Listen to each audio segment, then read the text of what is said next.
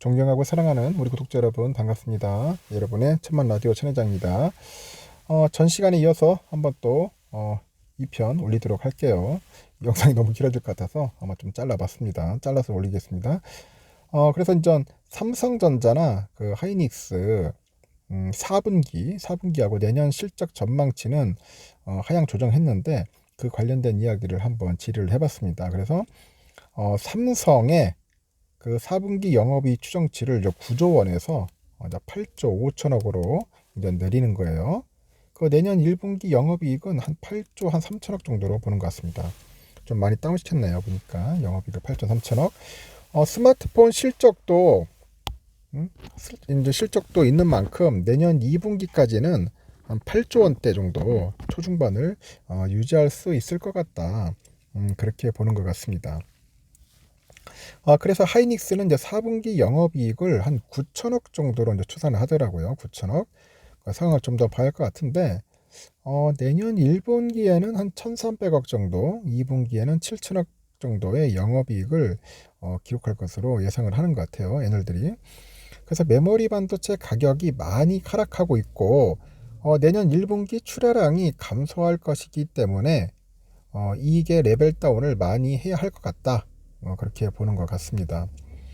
최근에 보니까 증권업계 일각에서 삼성전자가 감산을 해야 한다. 그런 지적이 나오기도 했는데 이에 대해서는 어떻게 생각하느냐 한번 질의를 해봅니다. 하니까 노 센터장을 해요. 그 인위적인 감산은 담합으로 오해받을 수 있을 만큼 문제의 소지가 있다. 그래서 굳이 공표할 필요 없다. 그런 필요 없이 그냥 알아서 자연 감소를 하면 된다. 알아서. 맞아요. 알아서 하면 되지. 괜히 뭐 서로 짜가지고 했다고 해가지고 담합 받으면 골 때리니까. 그 예를 들어서 이제 수율이 좋지 않은 그 생산 라인과 그 수율이 좋은 공정의 웨이퍼 투입량을 이제 다르게 조절하겠죠. 그래서 전체 투입량은 같아도 이제 생산되는 그 칩의 수가 줄어드는 거야. 칩의 수는 줄어든다. 뭐 그런 식의 자연 감소는 회사 측에서 얼마든지 고려할 수 있지 않겠나 그렇게 보는 것 같습니다.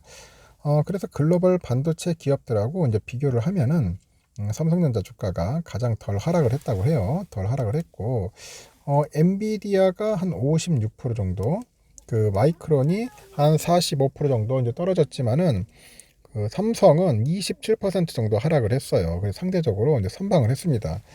여러분들 보세요. 그 뭐 메타, 그 페이스북 뭐 70% 이상 빠졌잖아. 막 다른 종목도 마찬가지야. 막 천조 날아 천조. 아니 어떻게 페이스북이 시총이 1,500조까지 갔다라고 보니까 1,000조 이상이 빠졌어. 그 삼성전자라는 기업 두 개가 날아간 거야. 시총이. 그 거품인 것 같아. 난 보면 미국 IT 기업들 뭐 나름대로 잘 나가지만은 거품인 것 같아요. 삼성전자도 400조밖에 안 되는데, 안 되는데. 무슨 뭐 2천조, 3천조씩 한다는 게 말이 돼요. 그렇게 따지면 삼성전자는 뭐 나스닥 상장하면은 뭐 2, 3천조 될 거야. 애플하고 비슷하지 않겠어요? 애플이 3천조 넘으니까. 완전 저평가야. 우리 기업이 그 좋은 삼성전자가 나스닥에 상장했으면 좋겠습니다. 저는. 하여튼 그래요. 지금 보니까 해당 기업들은 밸류에이션이 좀 높은 상태입니다. 엔비디아는 또 중국에 대한 그 그래픽 프로세서 그 수출 금지, 그리고 가상화폐 시장 급락으로 인해 가지고 요즘 GP 수요 감소 등 특수한 악재들이 있었어요. 그러다 보니까 막 주가가 떡락을 해버린 거야. 또 삼성은 올해 들어서 덜 하락한 것이지 작년과 비교하면 그렇지는 않다.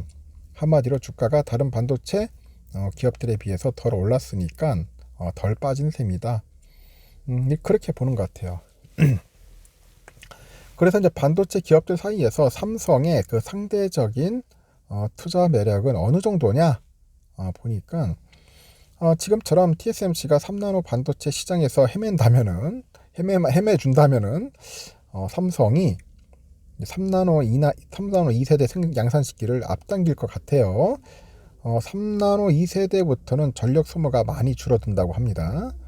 그래서 스마트폰 그 AP를 만드는 회사 입장에서는 상당히 이제 매력적이다. 그렇게 이야기를 하고 있습니다. 매력적이다. 삼성전자가 실제로 3나노 2세대 반도체를 2024년 상반기에 탑재할 수 있다면은 내년 하반기부터는 그 조짐이 이제 보일 것 같아요. 그래서 글로벌 기업들이 이제 3나노 2세대를 사용한다면은 삼성전자가 TSMC를 뛰어넘어서 그 반도체 패권을 쥐게 될 것으로 현재 보고되는 것 같습니다. 보게 될 것 같고요. 그리고 애플도 그 TSMC에 대한 의존도를 낮추게 되겠죠. 낮추게 되고 내년 말 그런 변화가 나타나면은 D램 업황이 개선과 맞물려서 삼성의 기업 가치가 상당히 높아지지 않겠냐, 그렇게 보는 것 같아요. 그럼 하이닉스의 주가 하단은 어느 정도로 보냐? 8만원 바닥이라고 본다. 8만원이 바닥. PBR이 0.8배 수준이고, 이제 PBR 0.8배는 사실 그 망하는 산업에 주로 적용하는 숫자라고 하는데, 반도체는 이제 성장 산업이라고 하죠. 그래서 이 정도 밸류에이션을 적용할 이유가 없다고 합니다. 그래서 미중 무역 전쟁이 다시 시작될 것이라는 얘기가 많이 나오는데, 우리 반도체 산업에 어떤 영향을 미칠까 한번 물어보니까, 일단 미국이 반도체 장비의 대중 수출을 금지한 만큼 중국 반도체 굴기는 한 번 더 타격을 받을 수밖에 없어요. 삼성과 하이닉스가 운영하는 중국 공장에 대해서 수출 통제 조치가 1년 유예됐죠. 1년 후에 또다시 유예되지 않는다면은 장비 도입에 어려움이 있을 거예요.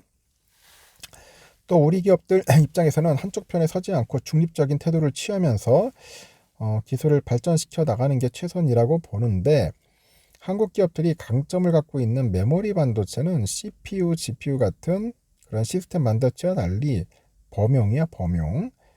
그래서 범용 반도체에 대해서는 미국도 그렇게까지 엄격한 잣대를 들이대지는 않을 것이다. 그러면 스마트폰 시장에서는 어떻게 보는지 궁금하다 했더니, 올해는 코로나 팬데믹 초기였던 2020년보다 안 좋다. 그래서 20년에 전 세계 스마트폰 판매량이 한 13억 3천만 대 됐으니까 올해 판매량은 12억 8천만 대 정도 불과하다고 하죠. 그래서 러시아 전쟁과 유럽 시장의 수요 감소, 그 중국의 제로 코로나 정책 등이 악영향을 미쳤어요. 코로나가 유행하기 전까지만 해도 매년 스마트폰 판매량이 이제 14억 대 정도 초중반을 기록을 했는데, 이제는 12억 대 후반까지 이제 줄었다는 것은 그동안 이제 가입자는 늘어도 이제 기기 교체 수요가 없었다는 뜻으로 이제 해석이 되는 거예요. 그래서 이 상태는 길어야 내년 2분기까지 지속될 것 같고, 내년 상반기부터는 교체 수요가 생길 것 같다. 그래서 월 1억대 이상의 수요가 발생할 것으로 이제 보는 것 같습니다. 내년 하반기를 보는 것 같아요. 하반기. 그 반도체 외에 유망하게 보는 사람이 뭐가 있냐 물어보니까 장기적으로 미래차 로보틱스 산업을 유망하게 보는 것 같아요. 자율주행차하고 로보틱스는 그 고령화 그 1인 가구 증가, 출산율 하락 흐름에 가장 걸맞는 산업이라고 하죠. 그 사람의 생산성 저하를 보완해 줄 수 있기 때문에 자율주행차 그리고 로보틱스를 보는 것 같습니다. 그래서 일단은 지금 같은 때는 고금리 예금으로 이동하는 것도 괜찮다. 그러니까 아이고 죄송합니다. 아이고 죄송합니다. 갑자기 기침이 터져가지고 지금 같은 때는요 고금리 예금으로 이동하는 것도 괜찮은 대안이라고 합니다. 고금리. 그 리스크를 짊어지고 아슬아슬하게 투자하기보다는 안정성을 택하는 게 나을 때도 있다. 저도 거의 공감을 하는 것 같아요. 너무 주식장에 매달릴 필요는 없어요, 여러분. 너무 주식장은 아시다시피 그 리스크가 커요. 리스크가 크기 때문에 지금 같은 시장에서는 계속 하락세고 횡보장이고 하기 때문에 웬만한 주린이 분들도 오면 힘듭니다. 그냥 뭐 막연하게 투자하면 돈 벌겠지 하다가 와가지고 그냥 말 그대로 개박살 나는 경우가 많아요. 차라리 이럴 때는 한 발짝 뒤로 물러서서 그냥 예금 금리 높은데 잠시 있다가 나중에 또 장이 좋으면 그때 들어오는 것도 나쁘지 않을 것 같다, 그렇게 봅니다. 뭐 장투에 그 뜻이 있거나 확신 있는 분들은 괜찮아요 하는데, 그렇지 않은 분들은 그 섣불리 투자를 안 하셨으면 좋겠습니다. 제가 보니까 반도체 애널 중에 그래도 노근창 씨가 나름대로 이제 보는 눈도 좀 넓은 것 같고 많이 아시는 것 같아요. 그래서 우리가 이제 이렇게 똑똑한 애널들이 있어요. 근데 그런 분들의 좋은 내용들을 잘 발췌해서 우리가 잘 이해하고 투자하는데 참고로 적용만 잘 하시면 됩니다. 무조건 뭐 애널들 다 할 거 없어. 어느 특정 분야에 이렇게 뭐 뛰어난 분야들이 있어. 특정 분야. 이런 분들의 애널들은 공부할 가치가 있어요. 근데 뭐 이것도 아니고 저것도 하다 보면은 이제 결국은 개미들만 꼬셔가지고 증권사만 좋게 만드는 애들도 많다는 겁니다. 그런 부분 조심해야 되는 거겠죠. 일단 여기까지 하겠습니다. 여러분 편안한 시간 보내시고 저녁 맛있게 드십시오.